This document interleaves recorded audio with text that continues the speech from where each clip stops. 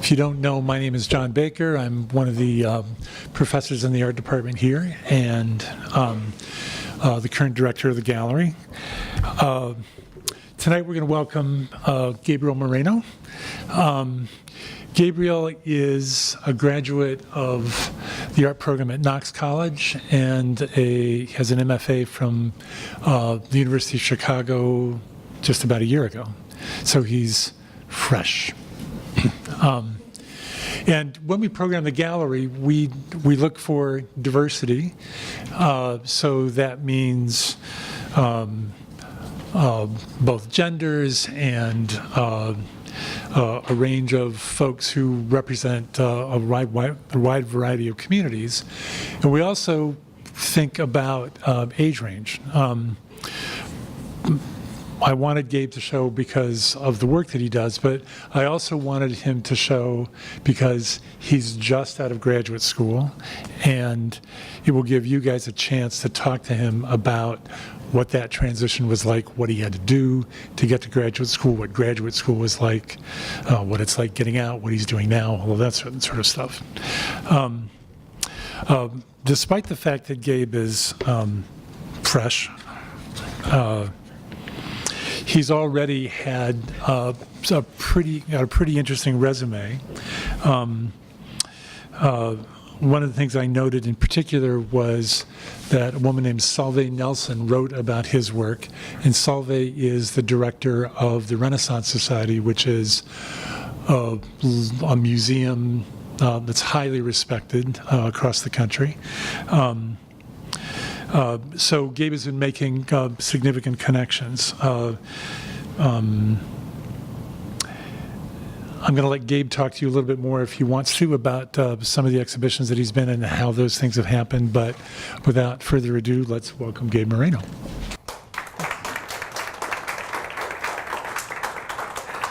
Hey, it's great to be here. Thank you to the faculty and the department at Trinity College for inviting me to have this show. I'm going to talk a little bit about some of the things I'm thinking about and the ideas I think are inherently kind of embedded in the show, but maybe aren't as obvious at the front of things. And then afterwards, feel free to ask questions on anything I talk about, but also about these things like graduate school, the professional side of art, any of that. And so with talking about the things I'm thinking about in my studio as part of my practice, some of the things that really stick out are materiality, objects, and then people problems. I like the phrase people problems because it kind of gets straight to the point, avoids some of the kind of pretentiousness a lot of academic phrases might have that are synonymous with people problems. And so I'll be talking a little bit about those things, and then also about this title, Past Perfect Machinations. I think the title has a lot of different nuances to it, but past perfect is in particular tense of language. You know, it's in English, it's in Spanish, it's in French, most Latin languages. And the past perfect relates to kind of temporal framing where something happened and so something else is able to happen. I found a Google definition that says the past perfect tense indicates that an action was completed, finished, or perfected at some point in the past before something else happened. This tense is formed with the past tense form of to have, which is had, plus the past participle of the verb, which can be either regular or irregular in form. And I chose that particular tense of language because there's a story about Galesburg, Illinois, and Maytag, which I'll tell you a little bit more about later. But that story was kind of stuck in that past perfect tense. So I thought, hey, if I mention this story, it's kind of lingering. How do I lean into it and use the past perfect as this tool for unpacking the story and kind of seeing where it leads, and hopefully I'll end up in a different place than where I started. And a symbol in a set of materials that was inherent to that story was the refrigerator. So I thought, hey, if I use the refrigerator as this means of not only symbolizing that story in a larger collective conversation, but also in the studio as this kind of like source of maybe knowledge and history that has its own offerings other than the verbal written story, then what might that set of ideas be, and how might they lead me to a different place? So heads up, I'll be saying the word refrigerator a lot. Hopefully it doesn't get old, but we'll see what happens. So to jump into it with material, a lot of my background comes from a craft and trade background, where my dad is a tile setter, tile floors in kitchens, bathrooms, patios, car dealerships, whatever, you name it, we did it. And the amazing thing about those experiences was it highlighted the importance of craftsmanship and how that's related to care.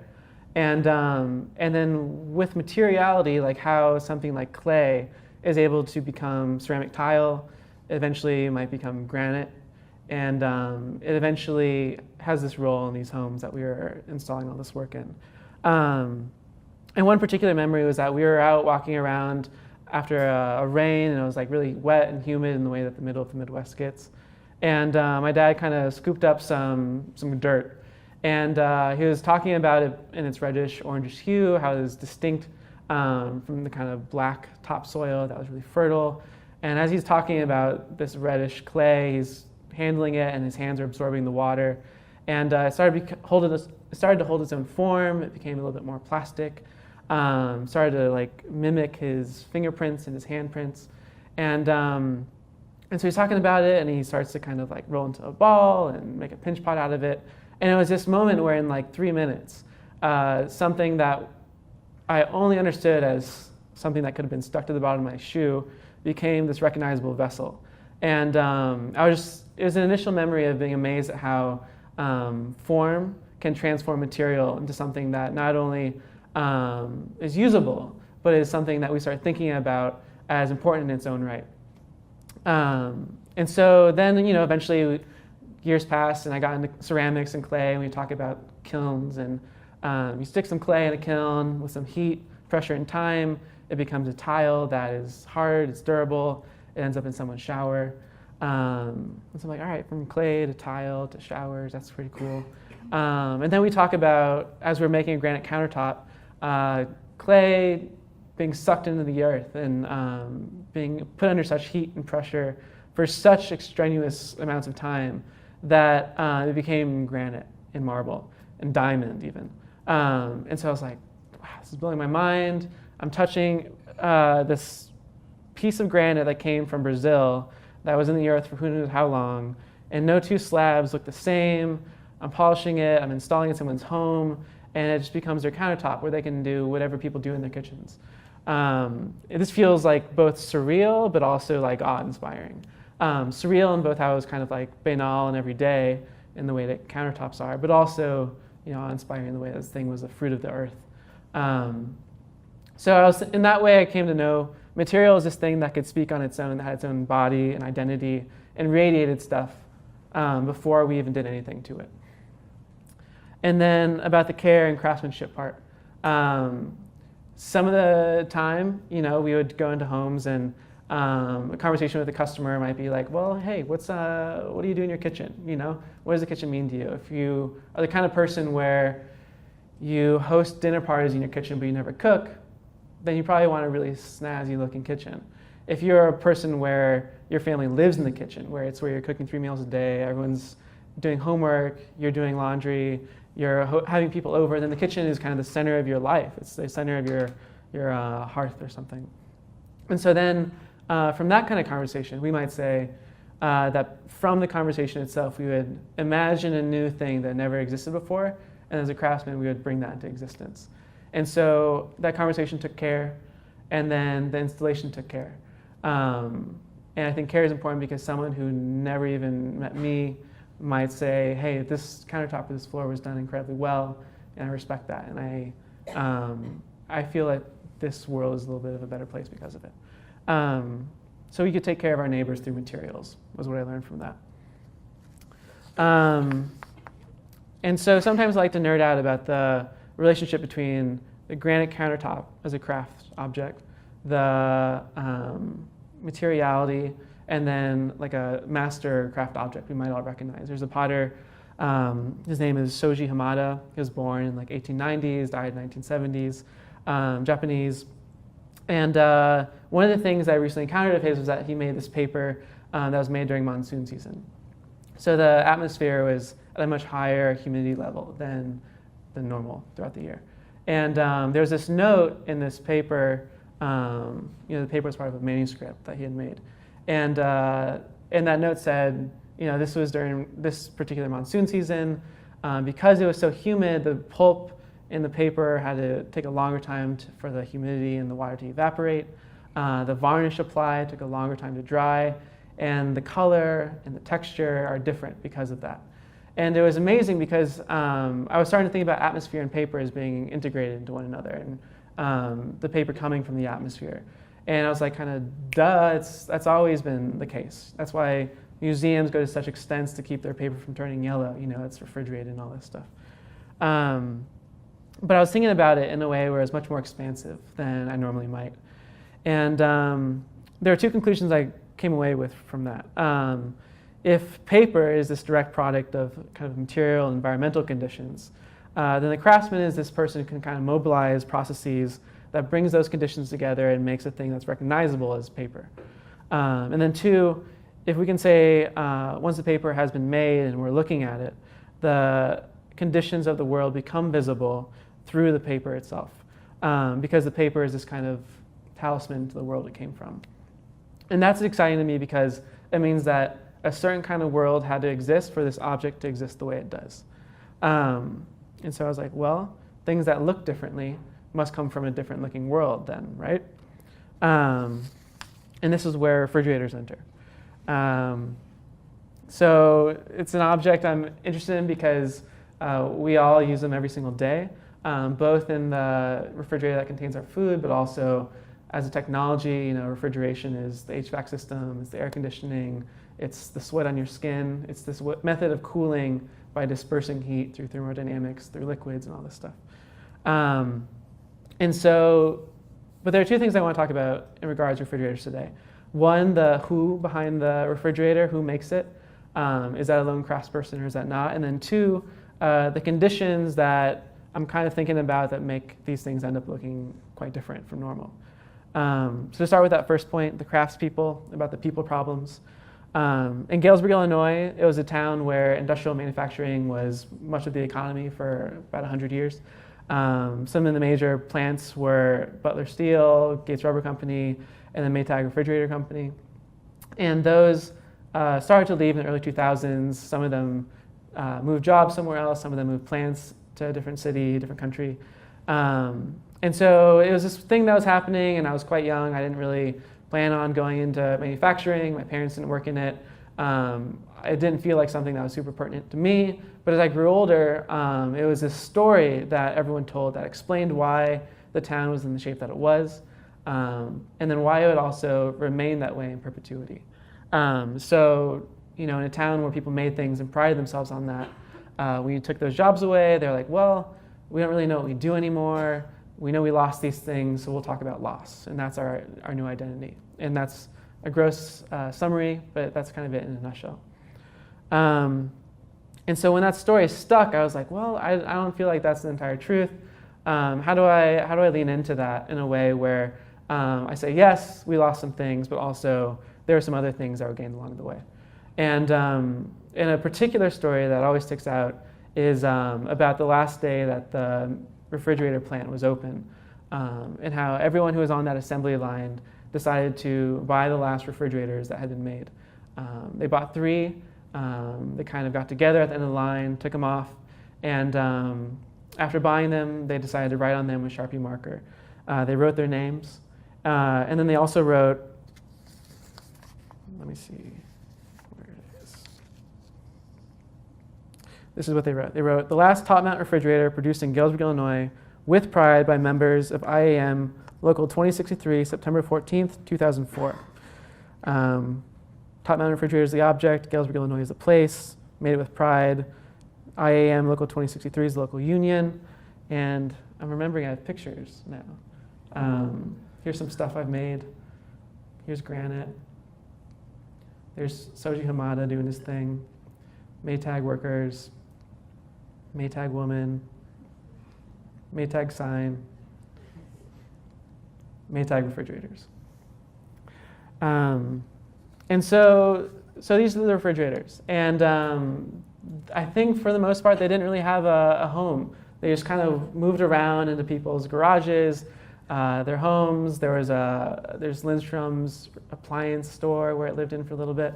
And then eventually it settled in this historical society, the Galesburg Historical Society, which is a folk museum, and I say that endearingly, where some people who, in their free time, collect things they find pertinent to this region. Their interest is kind of what allows these objects to come into this museum. And there's no methodology to how the archive is built, how things are written about. But it's this fact that people are interested in them that gets these objects into the museum. And so this is where they live right now. And this thing I want to pull out about this story about the workers buying and selling the refrigerators is that at this moment, that was kind of the clearest, most distinct moment of them being at their fullest alienation from the things that they had made. They decided to purchase them, and not only purchase them, but write their names on them, to name themselves. And to do it in a way where it named the place, it named the time, it named the context, and it named themselves. And this kind of, formally ruins the kind of clean, perfect, pristine white refrigerator that you might find in the store. It makes it a little bit more raw. It dirties it up, so to speak. And then it signifies all these things. And that like simple action of writing on the fridge, they kind of rebuilt it in a way where they rebuilt it where it signified something that was more true to what their actual experience with those things were. Because for years they knew the plant was going to close. For years they knew they were going to get laid off. And so there was this kind of like story and this anxiety and this suspense built up to whatever those last objects were that they were to make. And I think in this kind of artful moment of memorializing, they're able to claim that story in a little bit of their own way. And so I'm really interested in that, that artful moment of rebuilding something, and partially rebuilding it by defacing it. And so as an artist, what am I doing? There's certain conditions that I'm bringing together to make these objects look different. If signing an object can frame it in an entirely different context and place it in an object world that is different, then what are my actions gesturing towards? One key difference that makes my refrigerators look differently is that there are many, many people involved in building these things at Maytag. Unlike the Soji Hamada paper, you can't point to someone and say, that's the person who made it. Instead, there are not only the assembly workers, but the designers, the R&D people, the CEOs who say how much money can even go into purchasing materials and where materials are sourced. All this stuff is kind of expansive design process that defines what these refrigerators end up looking like. And as a single person, as an artist, I don't have any of that baggage. I can do whatever, and I think that freedom that comes with individuality is part of what allows the malleability of how these refrigerators are able to change down the road. And I think if history were to ever write about this project, they would say one person from Galesburg, Illinois takes a symbol of many people from Galesburg, Illinois, and reworks it. And because of that, that's kind of the main distinction that makes these things look differently. And it's this inside-outside problem as I see it, where I'm both in this town that has this history, but I am outside the plant. I never built refrigerators. The refrigerators don't look anything at all like Maytag refrigerators, although they did when I bought them because they were Maytag refrigerators. The sign refrigerator doesn't look at all like a Maytag refrigerator, but absolutely is one because the people who assembled them made this thing also. So there's this kind of contradiction game of inside and outside that I'm playing with. And one of the things and ideas out there that I've used to kind of come to terms and like work through this problem is the idea of duality that's pervasive in a lot of Mexican folklore and culture. One of the times when this duality is the most visible is in Dia de los Muertos shrines and altars. And it's visible through how life and death are kind of meeting through these altars. Death obviously isn't the end because people are talking about communing with their ancestors who are dead. They name names, they provide their faces with images, they provide gifts of often food and flowers, perishables that will be consumed and kind of partaken of on behalf of the dead. And it's a kind of portal into the life of the dead, but not a portal out of life itself.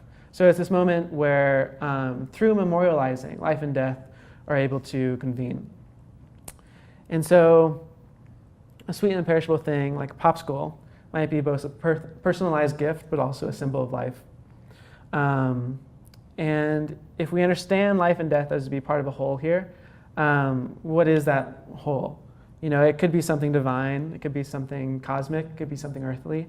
But the beauty about this idea of duality is that it doesn't have to be any one of those things, and those things don't have to be in contradiction to anyone else. They rather might gesture towards a whole that through the cosmic, through the divine, through the earthly, that whole could be understood. So if we bring this back to refrigerators a little bit, what does it mean for a Maytag fridge, the signed Maytag fridge, and then one of my objects to be placed side by side and be told within the same story? If they all exist in this kind of pressure of the Maytag story, I think that Maytag story becomes decentralized. The story of loss might be the beginning for how we understand what this refrigerator means, but it's obviously not the end, because there have been 14 years of things that happened after it, and now there's this thing about memorializing. With memorializing has been done so thoroughly and so often that it keeps moving into the future in this kind of paradoxical way, where you remember something enough that the thing that's remembered is far enough in the past that you have to look at the distance between now and that thing being remembered. And so the story is important because it gives a kind of logic for what I do formally, what the practice is and how it lives in the world.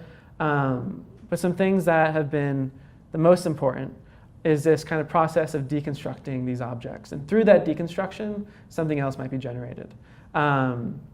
These objects, they all happen to be within this lineage of making things.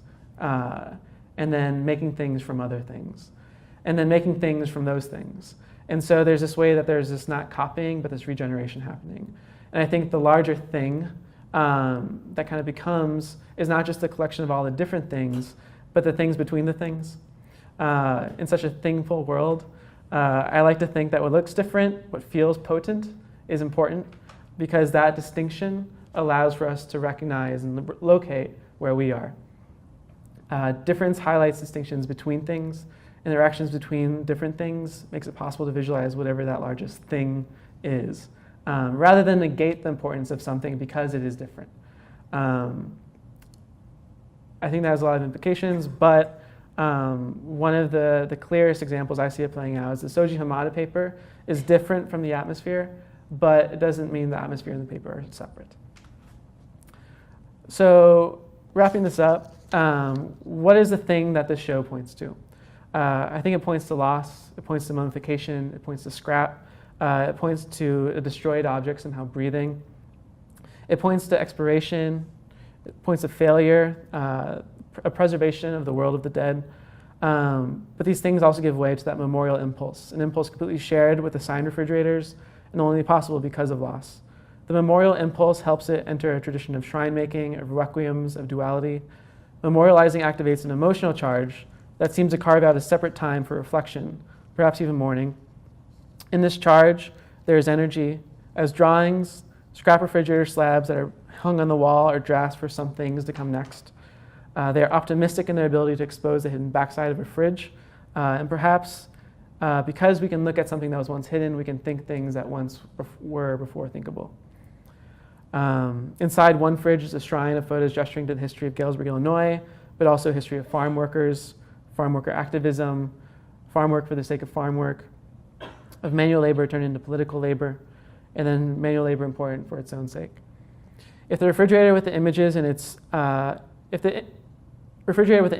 is about a preservation of memory, the refrigerator stripped of its steel is about a lack of preservation. A similar thing with the melting popsicles, the open Playmate cooler, and the scraps on the walls. The open boxes leave what would have been preserved left to be active. The insides have escaped in a way. Active in its entropy and active in its growth. If the objects point to these things, then perhaps the show visualizes that moment before letting what had been preserved be active. It is a moment between stillness and mobilization. The show is stalled but stirring. It is not a new world, but is also not the old one either. It is peaked, looking forward to what comes next. From the exhaustion, there is much generated. The show says in the past perfect, Galesburg became depressed because Maytag had closed, and this made other things start to stir. It remembers the past without being stuck in it. Thank you.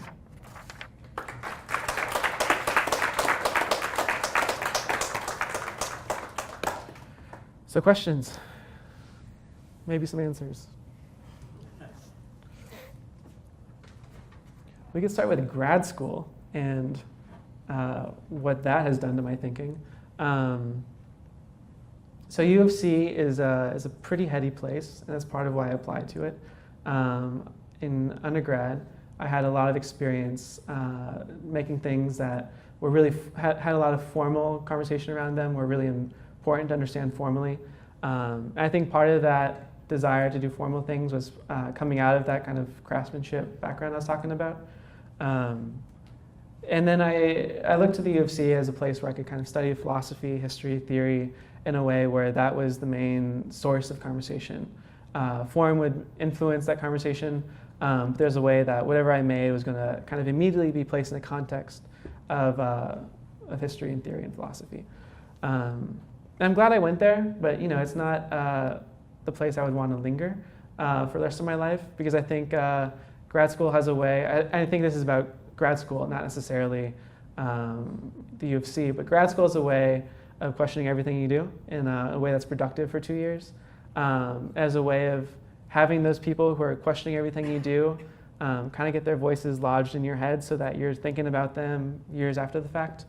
And that's really productive, because you always have to kind of say to yourself, like, all right, this is what I want to do, and this is what David Shutter might say about it, and this is what Jessica Stockholder might say about it, and this is what Popel might say about it. And I think the really valuable thing about that is understanding how they think and why their art is important in the world, but also being able to say, you know what, like, screw it, my art's important too, and my art can be in conversation with these other people.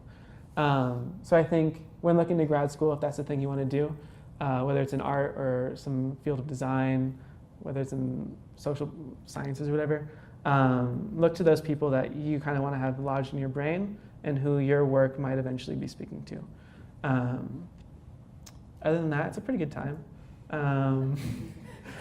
There are a lot of late nights making art, and there's a lot of like free booze I found.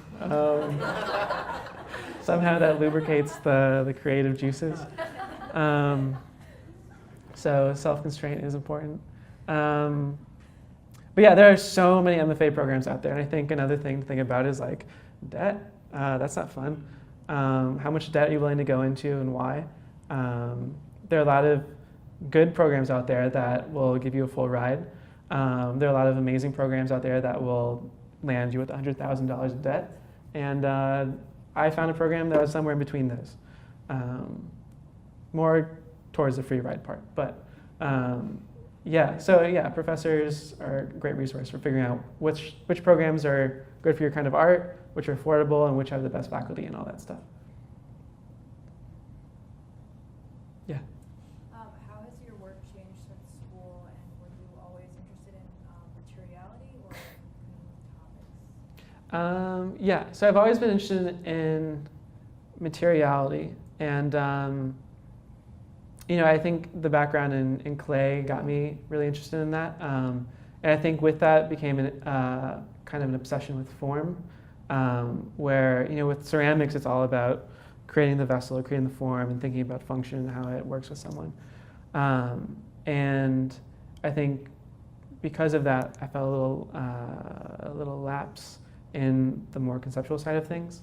So I was really interested to see how like an object that's well made could be loaded with concept already and understand that instead of having to compensate with a bunch of theory or whatever. But since graduate school, a lot of this work is actually stuff that I started in graduate school.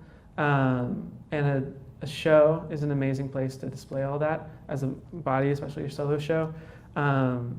Because one of the things I found is that you can make work all day in the studio, but if you never publicly display it, the world doesn't know about it, and your thinking stays within your own head.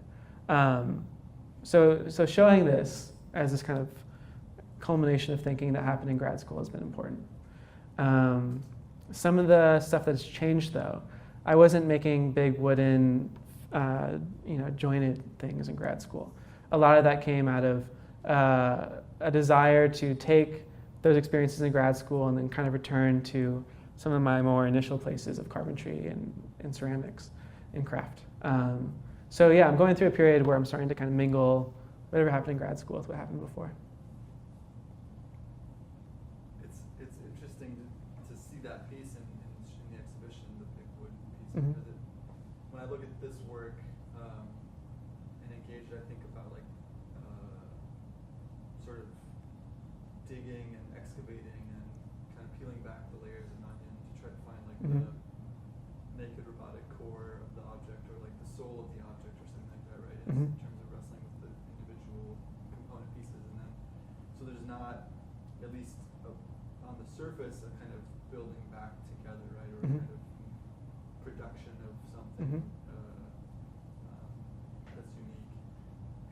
And then there's that piece, right, that's like springing forth hope or something like this, right, that has this like Yeah. attitude unto itself that is kind of embedded with a different kind of soul altogether, Mhm. so to speak. And so it's, yeah, I'm like very curious about how those two things fit together, and like, Mhm. seeing them together is really like kind of confounding for me in a Yeah. good way, I think. Mhm. Yeah. So. Yeah, I mean, this piece in particular that's up right now, it's like I didn't add anything to it. It's essentially like I thought of it as kind of taking the mold away from the cast, where this thing has been embedded and now it's visible as something that's different than what it was before. But then with that wooden piece, it's I've had access to this wood mill recently, and I've been kind of enamored by how that process is going, and so that when I saw those 3 beams that were milled out, I realized that they were all from the same tree and they fit together, and as like a kind of assemblage, they could be put together in a way where that the bark on one beam fluidly went to the bark of the other beam in the way that it was already doing when it was just a whole tree trunk. But there's no uncutting it. So there's kind of like an assembling of it in order to highlight where it has been deassembled. But in that reassembly, there's some sort of energy or spirit added to it. And then with like the finish on that thing, it was like, I could have milled it up, made it completely square, sanded it for days, varnished it, all that stuff in a way that would have made the material really clean and like kind of finished in a traditional sense. But I kind of sanded it until it felt good to the touch and was kind of like something you'd want to rub for a while. But that was important because it was like, all right, something from the wood itself is being excavated and is allowed to shine in a way where once it's there, I'm not doing anything else to highlight what that material is able to do on its own. And so it's interesting where this kind of like dirty, messy, grungy, deconstructive stuff of machine is starting to enter a more hopeful conversation when that material changes. Because, I don't know, wood just doesn't, even a dead tree doesn't carry the same connotations as this like old refrigerator. So it's all dead stuff. Anything else? Is this your studio? This is a basement. Yeah. Yeah. I think you mentioned you worked with the aftercades at something like that. Yeah, I work with that guy right now. And Right now. yeah. So yeah, he was one of the professors at the U of C, got to know him there. One of the reasons why I applied. And what do you want to know? Are you like helping with all those projects?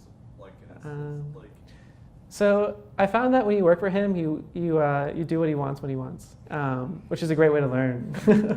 And one of the things that's consistent and kind of pillar of my day-to-day is I run this design apprenticeship program, which is a program for high school students where we do design and carpentry work after school. And it's one of the best opportunities around because not only are the people who are coming through this program like really excited, energetic, smart, but it's a program where we pay high school students to learn about design, and then we bring them into the fold of all this stuff that's been going on the South Side. And in a way where it's like they are building these things that are beautiful, and people end up seeing, and they're like, oh, who made this? It must have been professional. It's like, well, no, that was just Gabe and the teenagers. And they get to see that kind of like response in people's eyes. And I think it's great for self-esteem. It's great for professional development. It's great for people feeling like they are a part of the change in their neighborhood. And so a lot of the other work I do with the Astor is kind of revolved around that set of ideas of how do we engage the people who are living there to do as much as possible. There's some things that people can't do. You know, you can't have a teenager design a building. But maybe one day that teenager could grow into an architect who's designing the buildings of 15 years from now. So that's the idea. Yeah. Based on how far you've come since grad school and everything that you've made, where do you see your work heading? Like in the future, and how do you think the work that you have made now is going to influence what you decide to do from here on out? I don't know. So this idea of like form is still really important to me. Not just the form and the shape of a sculpture. I think those two things are very different. But the form of a practice. You know, a lot of this talk was kind of conceptual and was talking about my actions in the world as this guy who kind of tears up refrigerators perpetually. And so that's like really cool to get at some symbolic things, to research, to be an intellectual. But I think to mobilize those ideas and the kind of thinking that happens in the studio, you need some different forms to do that. And that's why someone like the Astor is really engaging to me, because he has the art forms, but a lot of the other forms he activates are more inherent to music, are more inherent to urban planning, are more inherent to these other fields. And in this way that's inherent, that's like intrinsically interdisciplinary. I'm really excited about the energy inherent in that. So, you know, I might still do refrigerators, but I think there are some other things that thinking through refrigerators has led to that require, you know, like maybe building a park, you know, like maybe writing a book. You know, I think that stuff is still up for grabs. But the thought, I think, will continue in a similar way it has been. Yeah. I have a question about paper. Mhm. What you were talking about was very interesting to me because it didn't occur to me that there was a connection between paper and refrigerators Mhm. until you actually said that in the lecture. Mhm. And I know you said you're really interested in like the form of things, and Mhm. that's why to me it's very like unexpected that you'd be interested in paper Mhm. because paper like rarely is used for the form of it. And Mhm. I don't know, like how did you like come to that idea of using paper to facilitate this work?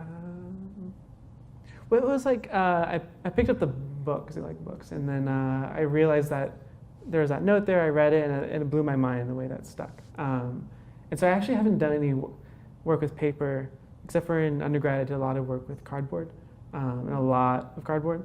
I have video. It looks different from this stuff. It's but no, it was that sensation of like my mind being expanded a little bit that was what felt similar to how I'm thinking about these objects. Because if the paper was relating to this environment in a way that Hamada was pointing to as really important in those initial phases of designing what the paper was going to be from the beginning, then it helps the refrigerator kind of get launched back to its initial point of like when you know, people off the line decided to buy it and sign it. That's like a design decision, but it feels less like design. It feels more like some sort of collective resistance or something. And I'm interested in how the sensation of realizing what people are doing with objects to relate to their environment, how those sensations felt similar. And so for some reason, my brain made a connection between the refrigerator and the paper, and that feels like that's the work of art. You know, it's not logical, but art helps us make those illogical connections.